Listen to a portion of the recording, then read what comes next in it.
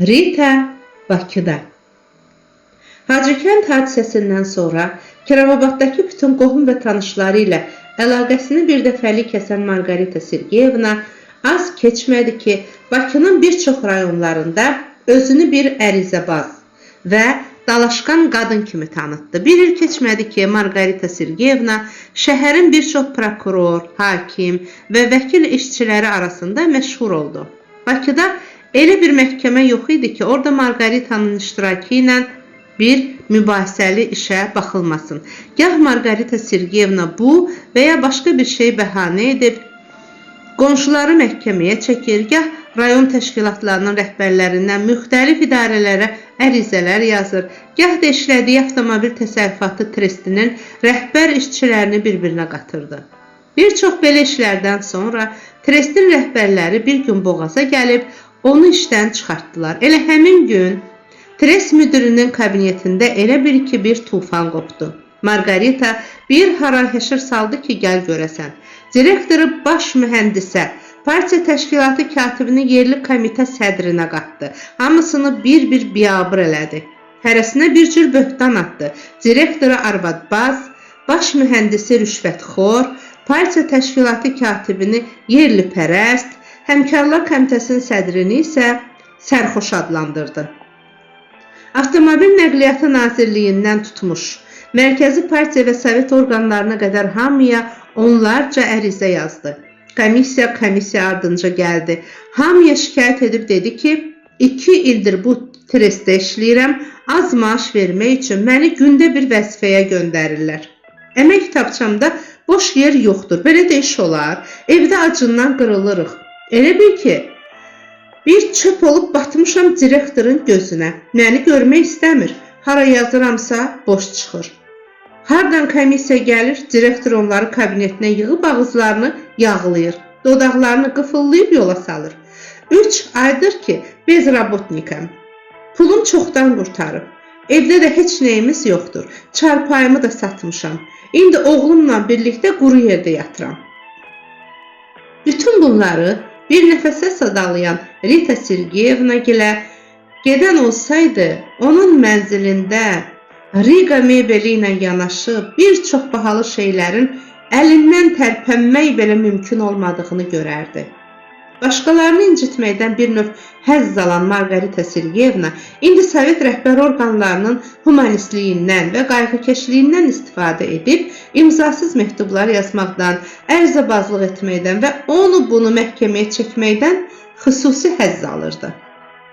İlk vaxtlar Kirovabaddan Bakıya köçəndən sonra uçuruma yuvarladığı Nersisin dəhşətli bağırtısını tez-tez yadına salan Margarita gecələr qəflətən yuxudan ayılır, qorxudan qan tər içində tir-tir titrəməyə başlayırdı. Margarita Sergeyevna başa düşürdü ki, Bakıda da Kirovabaddakı kimi tüfeyli həyat sürmək, heç bir ictimai faydalı işlə məşğul olmadan şən yaşamaq mümkün olmayacaqdır. O dərk edirdi ki, ictimaiyyətin, evlər idarəsinin və milis orqanlarının gözündən pərdə asmaq üçün müvəqqəti də olsa bir idarədə işləməlidir. Margarita elə bir iş axtarırdı ki, həm yüngül olsun, həm də özü demişkən pul çıxsın.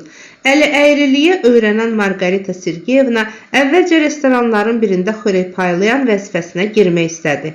Lakin daima xanımlıq etməyə, özünü hər yerdə varlı bir adam kimi göstərməyə öyrənmiş olan Margarita ar edib bu işdən əl çəkdi. Daha sonra o, satıcı, avtobus konduktoru, mağazada kassir və s.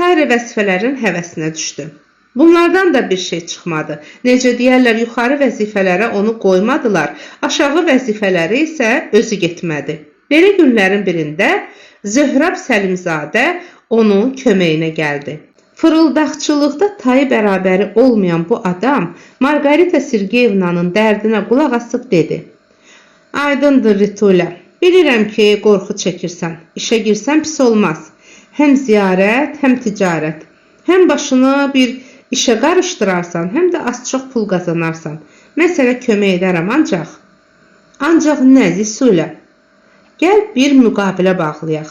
Böyük dövlətlərin hökumətləri kimi bir-birimizə hücum etməmək və qarşılıqlı yardım haqqında. Heç nə başa düşmürəm Zisula. Eşitməmiş olmazsan Ritula. Deyirlər, əl əli yuyar, əl də dönüb üzü. Mən səni işə düzəldərəm. Sən də mənə kömək edərsən. Nə kömək Zisula? Yenə pul istəyirsən? Yenə başladın şantaja. 10.000 manat sənə bəs olmadı? Sakit ol Ritula. Mən səndən pul zad istəmirəm. Bəs nə istəyirsən? Başqa şey. Hərdən bir rastıva düşəndə məni qəşəng qızlarla tanış edərsən. Köhnə xasiyyətindən əl çəkməmsən? Əl çəkmək olmur. Səni nə maraqlandırır Ritula? Daha məndən yaşamayacaqsan? Heç elə şey olar Ritula, sənsiz. Bəs onda başqa qıza nə eləyirsən? Ruhlanmaq üçün Ritula, ancaq ruhlanmaq üçün. Sən öz yerində, başqa qız öz yerində. Nə deyirsən? Müqavilə bağlayaq? Bağlayaq da nə deyirəm ki? Oldu Ritula. Mən səni işə düzəldərəm.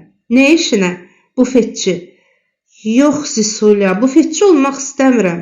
Nə üçün Ritula? Bufetçi əla sənətdir ki, həm yüngül, həm də gəlirli. Zisula, bu iş mənə əl verməz. Nə üçün? Belə ki, Zisula, mən ticarətçi olmağı özümə ar bilirəm. Bəs nə iş istəyirsən? Elə bir iş olsun ki, həm adıma layiq olsun, həm olmaya Ritula birdən-birə ministr olmaq istəyirsən. Yox Zisula, yaxşı bilirəm ki, məndən ministr çıxmaz. İndiki belədir Ritula, bufetçi olmağa razılıq ver. Öz də bilirsən harda? Avtomobil trestində. Trestin müdiri mənimlə dostdur. Əmrdə yazdıraram ki, sən mühəndissən, həqiqətdə isə sən bufetçi vəzifəsini yerinə yetirəcəksən. Nə deyirəm, düzəlt də Zisula. Xəcalətli qalmaram. Xəcalətli düşmənin olsun Ritula. Sabah gələrəm, gedərik trestə. Ertəsi gün Margarita Sergeyevna Zöhrəb Səlimzadənin tövsiyəsi ilə avtomobil tresti müdirinin kabinetinə girdi. Margarita Sergeyevna boynunu çiyninə qoyub sızıldaya-sızıldaya bivəfa əri tərəfindən atıldığını, bir uşağı ilə tək qaldığını, maddi cəhətdən çox korluq çəkdiyini müdirə danışdı. Bu zaman özünə güc vurub, bir-iki dəfə göz yaşı tökməyi belə unutmadı. Trest müdirinin Margarita Sergeyevnaya yazığı gəlib dedi. Eybi yoxdur bacım, hər şey düzələr. Sabahdan işə çıxın. Səlimzadə yoldaşa vəd etdiyim kimi, sizi bufetçi vəzifəsinə götürürük. Ancaq bilin ki, ştatımızda belə bir vəzifə yoxdur. Maddi cəhətdən sizə kömək olmaq üçün əmrdə yazacağıq ki, siz dispetçer işləyirsiniz. Gələcək taleyiniz isə özünüzdən asılıdır. Oxuyun, sənət sahibi olun. Bir kömək lazım olsa utanmayın, birbaşa yanıma gəlin. Bilin ki, oxumaq üçün sizə yaxşı şərait də düzəldəcəyik. Trestdə hər gün yalnız 2-3 saat nahar tənəffüsü zamanı işləyəcəksiniz. Boş vaxtınızı oxumağa sərf edin. Sağ olun, yoldaş müdir. Təzə sövda. Bir gün sonra Margarita Sergeyevna işə başladı. İlk günlər o özünü düz adam kimi göstərdi. Bufetdən hər şeyi qram-qram düz buraxdı. Hamının qəpiyinədək artığını qaytardı. Özünü gözə soxmaq və hörmət qazanmaq üçün çox çalışdı. Az keçmədi ki, o həm müdiriyyətin, həm də yerli komitənin təşəkkürlərini də qazandı. Sonra bufetçi qadın birdən-birə dəyişdi. Bufetdən buraxdığı mallara özü demişkən babasının da qiymətinə əlavə edib sürücüləri həm çəkidə, həm də pulda aldatmağa başladı. Bir müddət Margarita Sergeyevnanın əl əyriliyinə hamı göz yumdu. Çünki trest işçiləri arasında belə bir şayiə yayılmışdı ki, Margarita Sergeyevna maddi cəhətdən çox korluq çəkir. Güya o həm Kirovabadda yaşayan yoxsul anasını saxlayır, həm də uzun müddət xəstəxanada yatan oğluna qulluq edir. Bu zaman heç kimin ağlına belə gəlmirdi ki, bunları Margarita Sergeyevna özü uydurmuşdur. Axı onun anası Sergey İvanyanın zülmünə tab gətirməyib 8 il bundan əvvəl vəfat etmiş, oğlu isə heç vaxt xəstə olmamışdı. Sonralar Margarita'nın hərəkətlərindən narazı qalanlar yavaş-yavaş gileylənməyə, ondan şikayət etməyə başladılar. Tez-tez şikayət kitabında müxtəlif şeylər yazdılar. Lakin Margarita Sergeyevna bunları heç vecinə də almadı. Axı bu fırıldaqçı qadının 2 şikayət kitabı var idi. Kim şikayət kitabını istəsəydi, qutuda saxladığı dəftəri onlara uzadırdı. Bufeti yoxlamağa gələnlərə isə 2-ci kitabı göstərirdi. Trestin rəhbər işçiləri Margarita Sergeyevna ilə bir neçə dəfə söhbət etdilər. Onu utandırmağa çalışdılar. Düz yola qaytarmağa səy göstərdilər. Bütün bu söhbətlərdən sonra yenə də Margarita öz əməllərindən əl çəkmədi. Tres müdürü daha bir çarəyə əl atdı. O, Margarita Sergeyevnanı həm utandırmaq, həm də maddi cəhətdən kömək etmək üçün 2-3 dəfə ona mükafat verdi. Yerli komitə Odessadakı ana və uşaq sanatoriyasına putyovka düzəltdi. Lakin o, sağ ol demək və Kommunist Əmək Tresti kollektivinin təmiz adını ləkələməmək üçün səylə çalışmaq əvəzinə daha çox sırtıqlaşıb həyasızlaşdı. Artıq Margarita Sergeyevna Tres rəhbərlərindən bu və ya başqa bir şeyi xahiş etmir, atasının bir çekiz kimi canını vətən yolunda qurban verdiyini, özünün tək uşaqlı ana olduğunu bəhanə gətirərək özü üçün çox şey tələb edirdi. Margarita Sergeyevna Tres rəhbərlərinin adına yazdığı ərizələrdə xahiş edirəm deyil, siz etməlisiniz, sizin borcunuzdur. 3 gün ərzində ərizəmə müsbət cavab verməlisiniz deyə tələb edirdi. Axırda Trestin müdürü təngə gəlib, Margarita Sergeyevnanı elə həmin idarədə başqa işə keçirməyi qərarı aldı. Margarita da borclu qalmadı, müdürün kabinetinə soxuldu. İşçilərin yanında ona böhtan atıb biabır etdi. Fəhləliyə öz arvadını göndər, utan, abır-həya elə.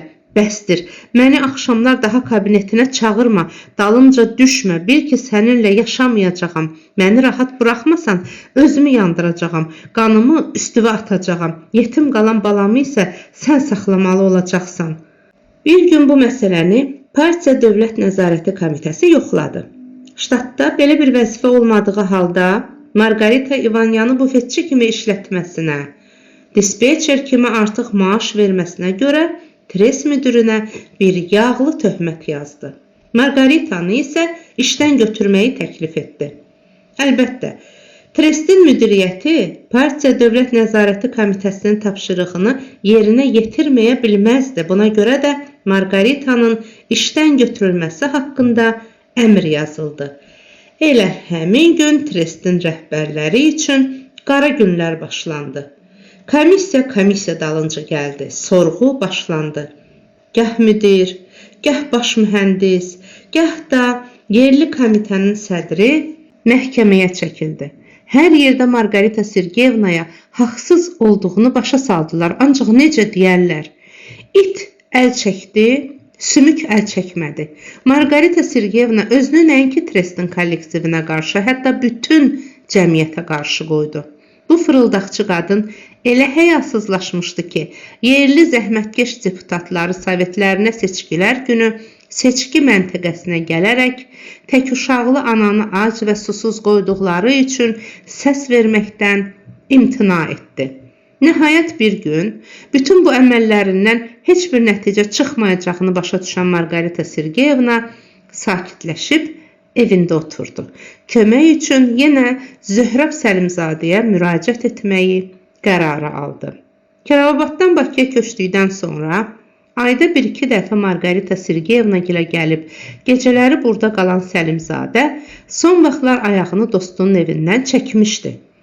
O vaxtını Margaritanın tanış etdiyi qadınlarla keçirdiyindən demək olar ki, Rituliyanı tamamilə unutmuşdu.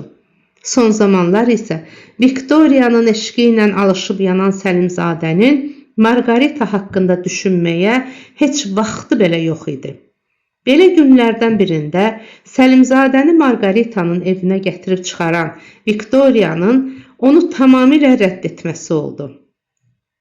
Viktoriyanın eşqindən dəli divanə olan Zöhrab bu işi ancaq Rituliya düzəldə bilər deyə bir gün axşam onun yanına gəldi. Hacıkənd hadisəsindən sonra bütün varlığı ilə Zöhraba bağlanan və ondan it kimi qorxan Margarita çoxdan bəri gözə görünməyən Səlimzadəni böyük hörmətlə qarşıladı. Xoş gəlmisən Zisuля, yenə aya günə dönmüsən, görünmürsən. Margarita Sergeyevnanın evində özünü ağa kimi hiss edən Səlimzadə ev sahibəsinin sualına ötəri cavab verib qonaq otağına keçdi. Divanda uzanıb bir papiros yandırdı. Ritulya onun halsızlığını görüb soruşdu. Hə, nə var, nə yox? Olmaya, Aşıq Şakir demişkən, yenə eşqin bəlasına düşmüsən? Düşmüşəm Ritulya, düşmüşəm. Ona görə də dərdliyəm. Gecələr yatmıram, elə hey fikir edirəm. Zisuля, Zisuля, sən əcəb axmaq adam imişsən. Birinci dəfə deyil ki, fikir edəsən. İndiyədən dək o qədər aşıq olmusan, həmişə də arzuva çatmısan. Day dilxor niyə olursan? Yox, Ritulya, bu o biri eşqlərdən deyil. Bəs necə eşqlərdəndir Zisuля? Bu həqiqi eşqdir, Ritulya. Mən o qıza vurulmuşam. Hansı qıza? Sən tanımırsan, Ritulya. Neçə günlüyə vurulmusan, Zisuля? Zarafat eləmə, Ritulya. Mən o qızı dərin məhəbbətlə sevirəm. Həmişə onun fikrini çəkirəm. O qədər sevirəm ki, gecələr belə yatmıram. Gecə və gündüz fikrim zikrim onunla görüşmək, üz-üzə oturub şirin söhbət etmək, daim onun iri ala gözlərinə, ay kimi cazibadar olan dairəvi sifətinə tamaşa etmək, süd kimi ağ əllərini tumarlamaq istəyirəm. Margarita Sergeyevna Zöhrəb Səlimzadənin arıq bədənini, fikirdən və yuxusuzluqdan çuxura düşmüş gözlərini nəzərdən keçirib dedi. Zisuля, deyəsən sən doğrudan məcnun olmusan axı. Bəs sən nə fikirləşirdin? Zarafat? Maraqlıdır Zisuля. Bəs sənin Leylin kimdir? Zöhrəb aşinasını qucaqlayıb boynundan öpdü. Kədərli səslə dedi. Bizim torqda işləyir. Adı da Viktoriyadır. Bu necə olan işdir Zisuля? Başqa qıza vurula-vurula məni öpürsən. Bu saat Ritulya dünya gözümə Viktoriya kimi görünür. Səni isə əzizim, mən bir dost kimi öpdüm. Yaxşı Zisuля, mən sənə inanıram, ancaq sənin bu sevgindən heç bir şey başa düşmürəm. Niyə başa düşmürsən az? Əgər sən Viktoriyanı sevirsənsə, day bura niyə gəlmirsən? O Viktoriya, o da sən. Dur get qızın yanına, bir neçə kompliment de. Qızı kinoya, teatra dəvət elə, dalısını isə şükür ki, sən özün məndən heç də pis bilmirsən. Bilirəm Ritulya, bilirəm, ancaq bir iş var ki, müğənnilər demişkən, mən qurban oluram, bəyənmir məni, ipə safa gəlmir, məni yanından qovur. Yəqin naxallıq edib qıza əl uzatmısan. Yox Ritulya, eşqinamə oxuyanda qovdu. O səni təhqir etdi, sən də durub mal kimi baxdın. Baxmayıb nə edəydim? Səndən görünməyən şey. Vurub ağız burnunu əzişdirəydin də. Sən nə danışırsan Ritulya? Kişi də elə qızı döyər. Bəs onda nə üçün dəfələrlə mənim qabırğalarımı əzişdirmisən? Sən də çərənçisənmiş ha. Ayıq vaxtımda səni ha vaxt döymüşəm. Sərxoşun adam vurmasından heç kim inciməz. Yaxşı. Bəs indi fikrin nədir? Nə barədə? Viktoriya barəsində. Sənə pənah gətirmişəm. Məyər Allaham ki, mənə pənah gətirəsən. Sən mənim üçün Ritulya indi. Axır ki, göydə Allah yerdəsən, gərək o qızı mənə yetirəsiniz. Mən axı sənin Viktoriyanı tanımıram. Kim və nəçə olduğunu bilmirəm. Necə onu sənə yetirə bilərəm? Mənə bax Ritulya, de görüm meşədə yaşamısanmı? Sualımın mənasını başa düşmürəm Zisuля. Dedim, bəlkə tülkü ilə qohumluğun yaxud tanışdığın var. Nə demək istəyirsən Zisuля? Deyə dərhal Səlimzadənin yanından qalxıb divanın ayaq tərəfində əyləşən Margarita Sergeyevna acıqlı səslə davam etdi. Mən sənin üçün nəyəm ki? Sən mənim üçün hər şeysən Ritulya. Özünü də tülkülüyə vurmaq ki, nə eləməlisən. Sən məndən də yaxşı bilirsən ki, nə etmək lazımdır. Birinci dəfə deyil ki, naz edəsən. Bütün Bakı bilir ki, sən dəllalsan. Özü də arvad dəllalı. Elə mənim özümü neçə dəfə ürəyim istəyən arvadlarla tanış etmisən. Düzdür Zöhrab, indiyədək eləmişəm. Ancaq indən belə etməyəcəyəm. Sən məni lap təngə gətirdin. Xırtdiyədək səndən yığmışam. Məni çapıb talamısan. Bütün qazancımı əlimdən alırsan. Səninlə tanış olan qadınların xərcini də mən verməli oluram. Nə vaxta qədər mən səndən asılı olacağam? Ömür boyu Rittulə xanım, qulaqlarımı açıb yaxşı-yaxşı eşit. Ömür boyu. Sən də yaxşı-yaxşı eşit. Daha mən sənin çaldığın hava ilə oynamayacağam. Viktoriyanı da sənə almaq üçün barmağımı belə tərpətməyəcəyəm. Qoy sən deyən olsun. Onda yığışığı elə ki, həbsxanaya getməli olacaqsan. Yavaş ye, boğazında qalar. Məni də heç qorxutma. Ola bilər ki, Nersesə görə məni tutsunlar. Ancaq buna görə sənə heç kim sağ ol deməz. Çünki indiyənədək Nersesin qatilini hökumətdən gizlətmisən. Məni şantaj edib pulumu əlimdən almısan. Buna görə səni də mənimlə birlikdə dustaqxanaya salacaqlar. Bircə bunu görə bilməyəcəksən.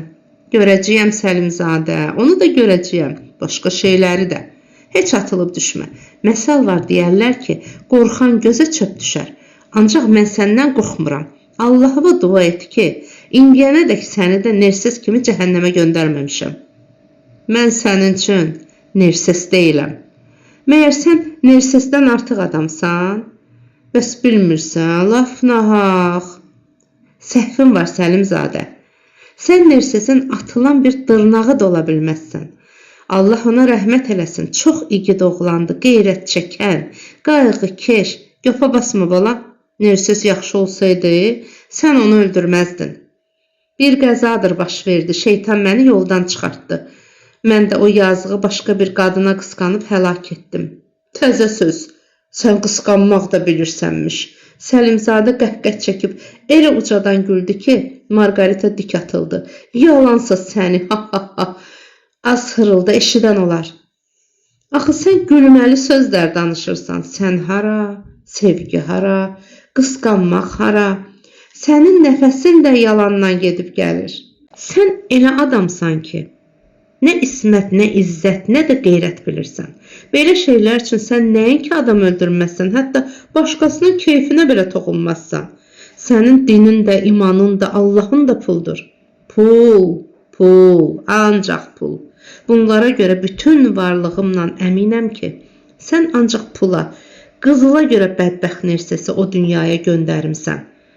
Murdar arvad. Murdar sən özünsən ki, arvad puluna göz dikimsən. Sən ikiyüzlü və fırıldaqçısan. Dostluqda da möhkəm deyilsən. Hər işdə təkcə öz mənfəətini güdürsən. Məni əsir-yesir eləmisən. Odur ki, yadında möhkəm saxla. Daha mən sənin itaətində durmayacağam.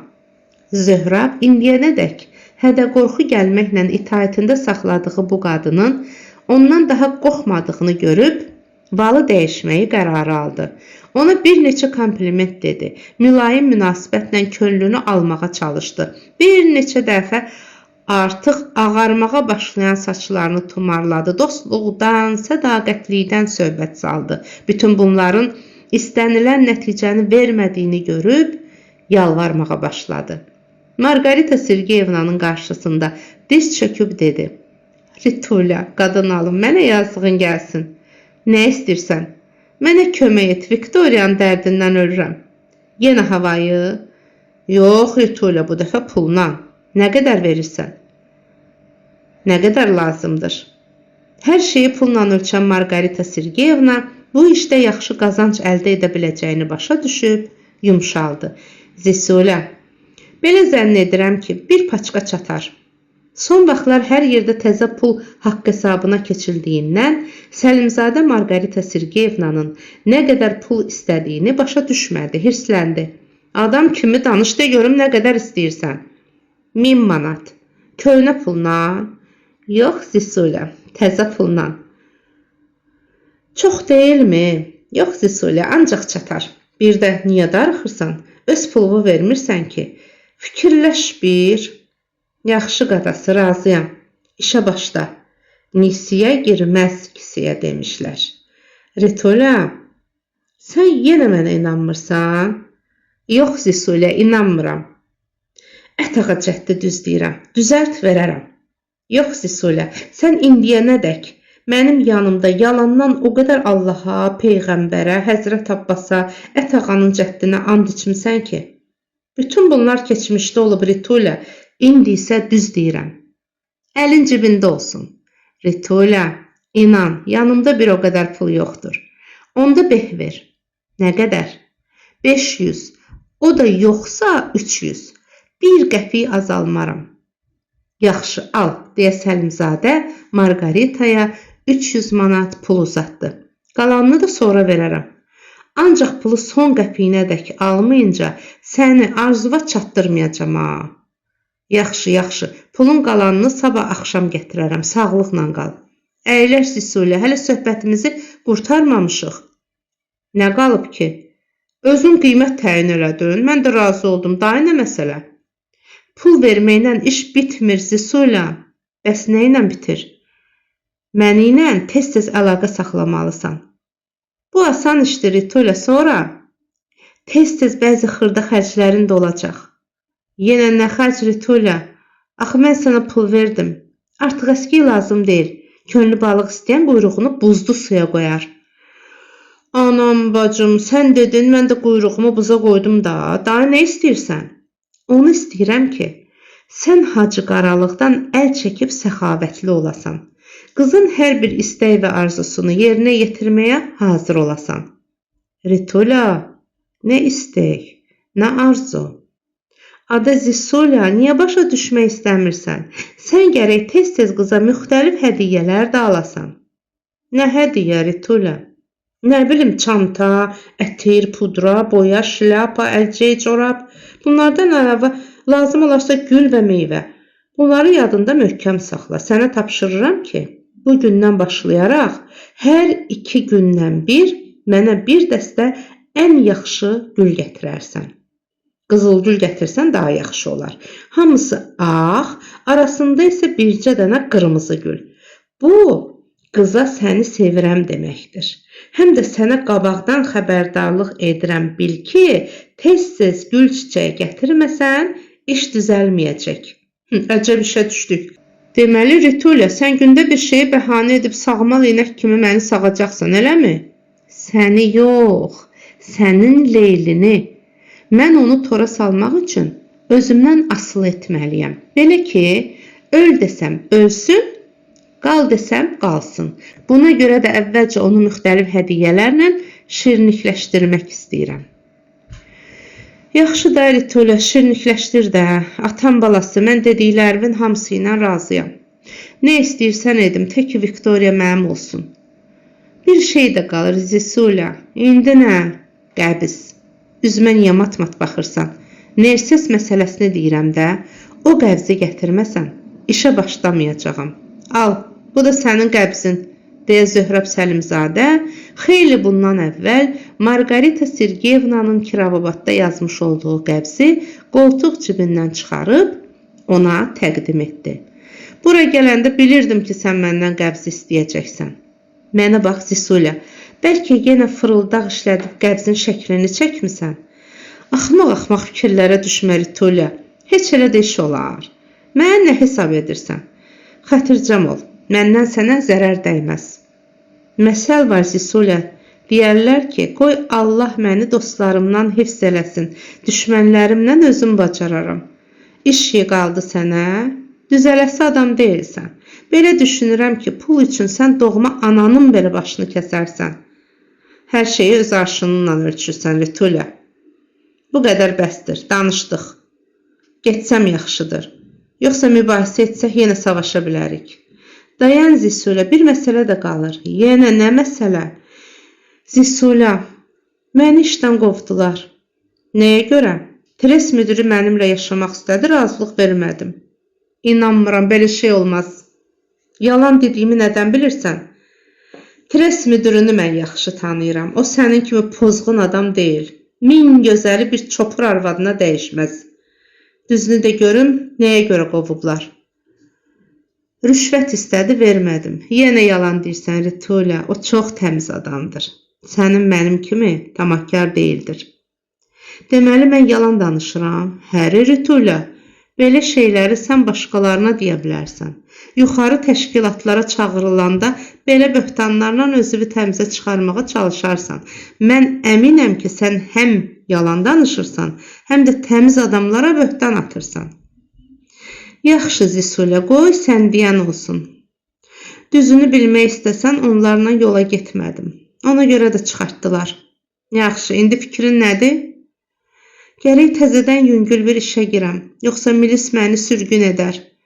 Kömək edərsənmi? Edərəm Ritula. Tək ki sən Viktoriyanın əlini mənim əlimə verəsən. O barədə xətircəm ola bilərsən Zisula. Ancaq bilirsən nə var? Nə var? Trudavoy knişkamı korlamışam. Yəqin oraya 47Q yazmışlar.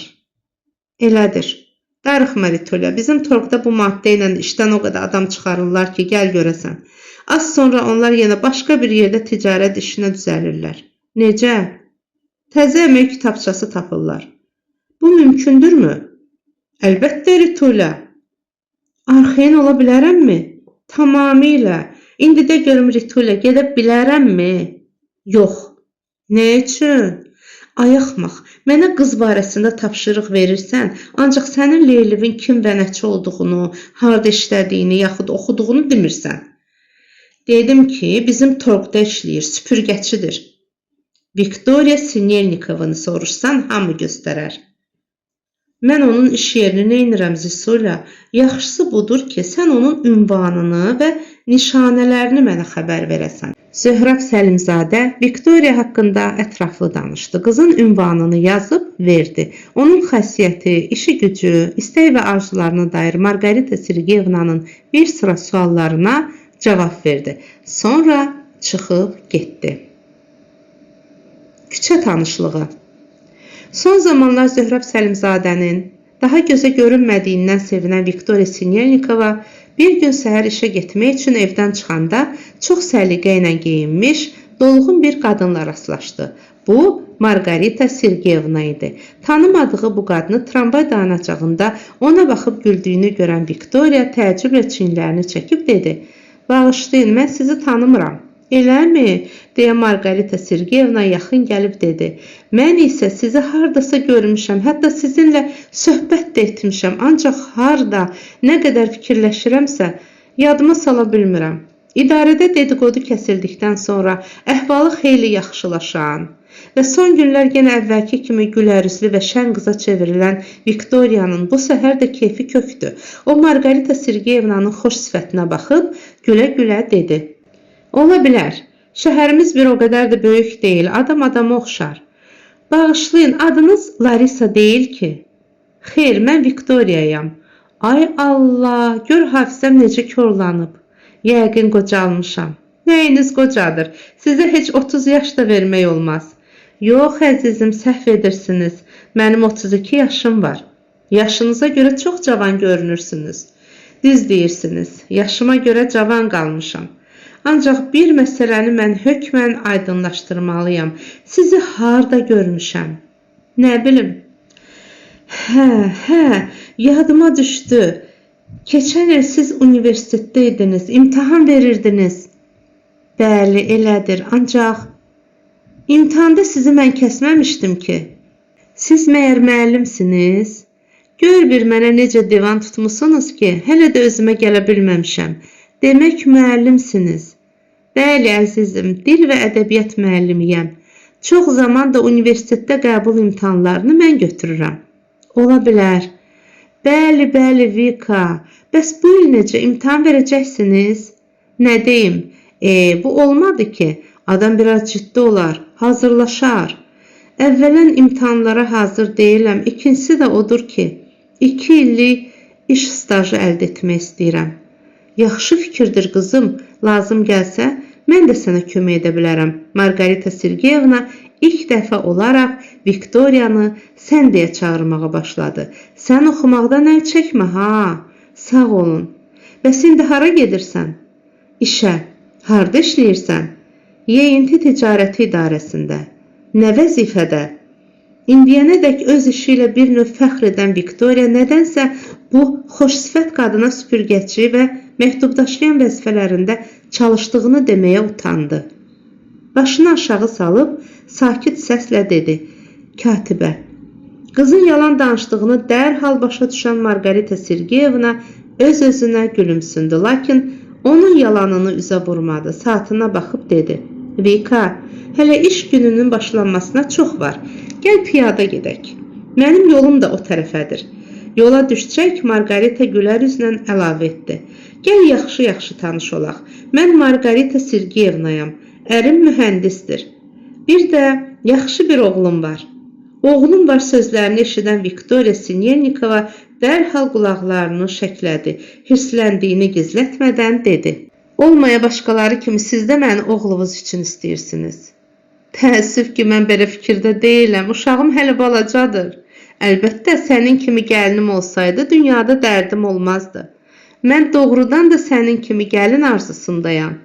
Bayaqdan bəri xoşsifət Margarita Sergeyevnanın sorğu-sualından şübhələnən Viktoriya özünü ələ alıb sakitləşdi.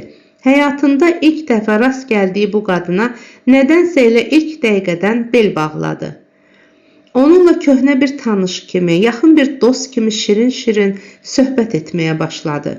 Əlbəttə, əgər Viktoriya onu yaxşı tanısaydı, onun ucbatından başına nə kimi bəlalar gələcəyini bilsəydi, onunla bir addım belə atmaz, dərhal çıxıb gedərdi.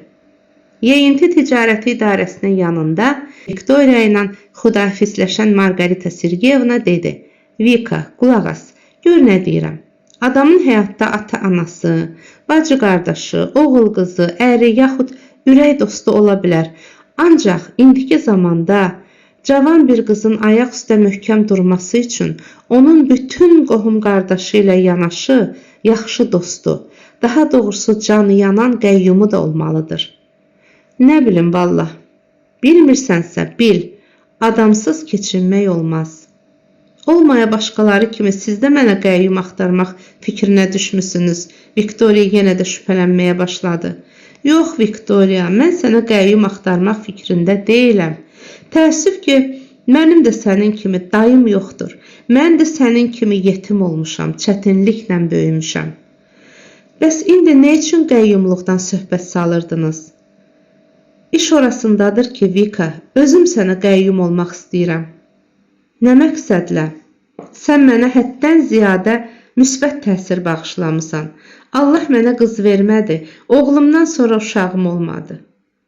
Sənə həm ana, həm xala, həm bacı, həm də rəfiqə olmaq istəyirəm." "Madam ki, sizdə belə bir alicənab arzu var, etiraz etmirəm." Onlar bir də baxışdılar və öpüşdülər. İlk göz yaşları. Margarita Sergeyevna Viktoriya ilə tanış olduğu gündən 2 həftə keçirdi. Vəd etdiyi pulun 700 manatını da gətirib Margarita Sergeyevnaya verən Zöhrəb Səlimzadə mağazada iş gücünü atıb gündə 2 dəfə İvanyangilə qaçır, Margaritanın boynunu qucaqlayıb üzündən öpür, soruşurdu: "Ritulə, qurban olum, bəs mən nə vaxt vüsalıma yetəcəyəm?" "Hələ tezdir Zisulə, səbr elə, az qalıb. Ancaq sən sabah qıza yenə gül və corab al." "Alım da, nə deyirəm ki?"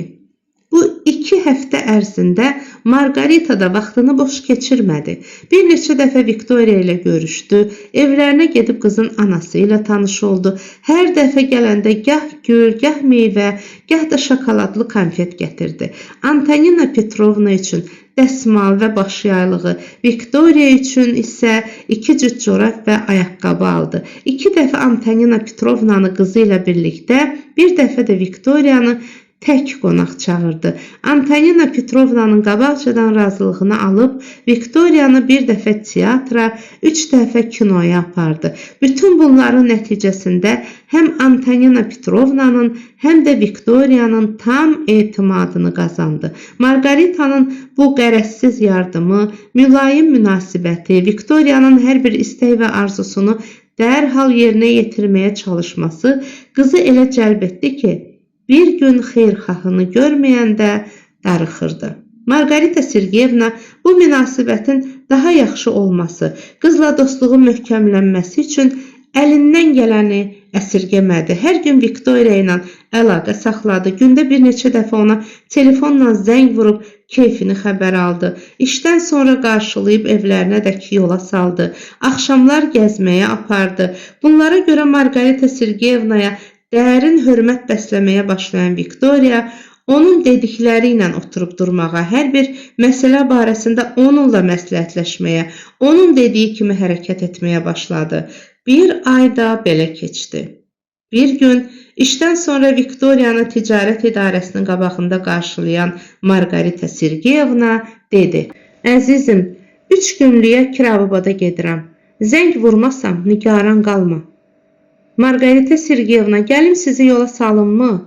"Yox, niyə əziyyət çəkirsən?" "Əziyyət niyə olur? Bu mənim borcumdur.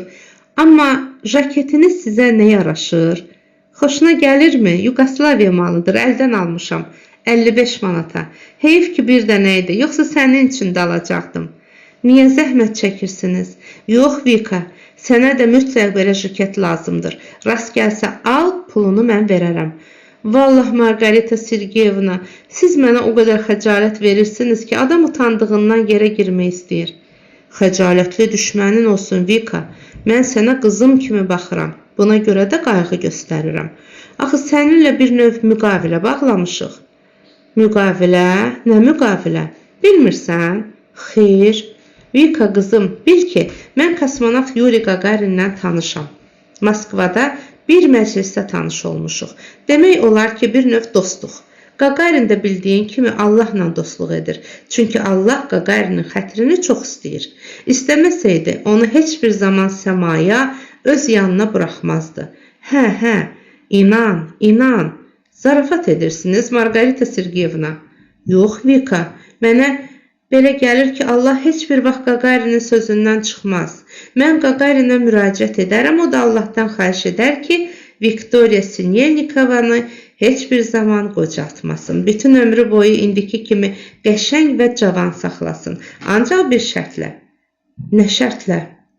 "Gərək sən bir iltizamnamə yazıb mənə verəsən ki, mən heç vaxt ərə getməyəcəyəm. Oturub Margarita Sergeyevnanın oğlu Slavikin yolunu gözləyəcəyəm. Böyüyüb mühəndis olanda ona ərə gedəcəyəm." "Aa, Slavik lap uşaqdır ki," deyə Viktoriya qəhqəhə ilə güldü. "Düzdür Vika, uşaqdır. Mənim oğlum səndən 9 yaş kiçikdir. Deyirlər ki, kişi gərək qadından 5-6 yaş böyük olsun. İndi əksinə olub. Heç olmasa sən oğlumla həmyaşıd olsaydın, mən heç vaxt, eşidirsənmi Vika, heç vaxt sənin başqasına ərə getməyinə razı olmazdım. Səni özümə gəlin edərdim. Allah səni xoşbəxt eləsin." "Sağ olun Margarita Sergeyevna, sizdən çox razıyam. Ancaq çox xahiş edirəm. Bir daha mənim yanımda ərə getməkdən söhbət salmayasınız." "Nə üçün?" "Çünki belə söhbətdən xoşum gəlmir." "Yaxşı Vika, sağlıqla qal. Allah qoysa 3 gündən sonra görüşərik." "Yolunuz uğurlu olsun Margarita Sergeyevna." Fırıldaqçı Margarita Sergeyevna gedəndən sonra 3-cü gün səhər rayon yeyinti malları ticarəti idarəsinə ucaboy, qarabəniz bir qadın gəldi. Müdirin qəbul otağında Viktoriya ilə katibədən başqa heç kim yox idi. Qadın qızlara ədəblə salam verib katibəyə dedi: "Bacı, icazə verin zəng vurum." "Buyurun," deyə katibə cavab verdi. Qadın harasa zəng vurdu. "Alo, bura İskılatdır. Qadan alım ay qız. Ağavērdini tez telefona çağır. Deginən bacısıdır rizvanit edən."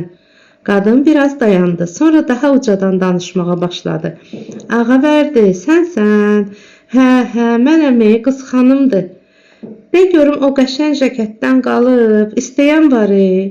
Neçəyə?" "Hə, 45 manata istəyirlər." "Bir dənə də ver. 5 manat da qazan dayına." "Necə?" "Böyük razmer yoxdur. Nə olsun ki?" "Mən böyüyün istəmirəm ha." "Necə?" "Ancaq 48 razmer var." "Lap yaxşı. Qadan alım. Elə mənə də 48 razmer lazımdır." "Əxi, nə oləşi, pulu nağdır. Özün bilirsən ki, nisiyə ilə ərəm yoxdur." "Qadan alım ağa verdi. Darıxma, bu saat taksiyə minib gəlirəm. Qadın telefonun dəstəyini yerinə qoydu. Katibəyə tərəf dönüb dedi: "Gərək bağışlayasınız, baş ağrısı verdim." Bu qadının əynində də Margarita Sergeyevnanın əynindəki samanı rəngli Yugoslaviya jiketi vardı. Qadın telefonla danışan zaman gözlərini onun əynindəki jiketdən çəkməyən və telefonla söhbəti ilə maraqlanan Viktoriya yaxın gəldi. Margarita Sergeyevnanın 2 gün bundan əvvəl Kirovada gedərkən həmin jiket haqqında tapşırığını yadına salıb soruşdu. "Qız xanım bacı, bəlkə mənə də bir jiket alasınız?" "Nə deyirəm, alım da. Bax bu jiketdən olsun ha. Lap bunun özündəndir, ancaq 45 manata deyirlər ha." Viktoriyanın sinəsi qalxıb endi. 2-3 gündən sonra necə almaq olar? "Yox qıza, yaxşı mal bazada qalmır, tez gəlib aparırlar. Bazarda 60 manata verirlər." "Heyf," deyə Viktoriya yavaşca ah çəkdi. "Niyə hevslənirsən qıza, pulun yoxdur?" "Yoxdur," deyə Viktoriya sadəlövhlüklə cavab verdi. "Ancaq 2 gündən sonra olacaq." "İndiki 2 gündən sonra pulun olacaq. Bir adamdan borc al, sənə də jiket gətirdim." "Yox qız xanım bacı, borc almağı sevmirəm.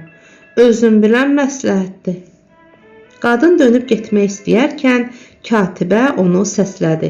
Qız xanım geri qayıtdıqdan sonra katibə Viktoriyaya müraciətlə dedi: "Vika əzizim, görürəm ki, jiket çox xoşuma gəlib. Məndə pul var. İstəyirsənsə borc verə bilərəm. Haçan olsa qaytararsan." "Çox sağ ol, borc almağı istəmirəm." "Nahaq yerə," deyə alverçi arvad 2 qızın söhbətinə qarışdı. "Al, peşman olmazsan, belə jiket ələ düşməz." "Al Vika," deyə katibə zorla Viktoriyaya 45 manat verdi. O da pulu alverçi qadına təqdim etdi. Qız xanım pulu sayıb düz dedi və Viktoriyanın qolundan tutdu. "Qıza, onda gəl mənimlə bazaya gedək, orada jiketi sənə verərəm." "Burada olmaz məyər? Qıza, mən qapı-qapı gəzən alverçi deyiləm. Bir təsadüfdür düşüb bura gəlmişəm. Məni yoldan eləmə. Jaket istəyirsənsə gəl gedək, istəmirsənsə sağlıqla qal." "Qız bacı xanım, baza uzaqdadır. Vağzalın yanındadır. Taksi ilə 5 dəqiqəyə çatarıq. Oradan da tramvaya minib qayıdarsan." Onlar idarədən çıxdılar.